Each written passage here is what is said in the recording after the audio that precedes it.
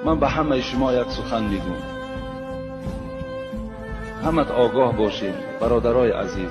من هر یک سخنی که برای شما میگم وای سند دارد، وای دلیل دارد.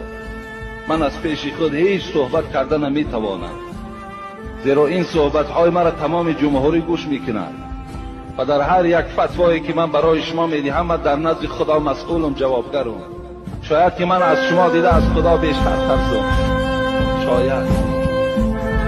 از این خاطر من آن چیزی که میگم فقط برای آبادی اسلام است، برای پیشرو اسلام است، برای بیدار کردن شما است.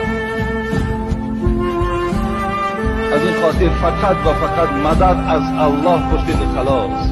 نه پیش مشکل کشا روید، نه پیش مزارها روید، نه پیش فلانی روید. هیچ کدام اینها، قدرت اینها هیچگاه به قدرت الله برابر شدن نمیتواند.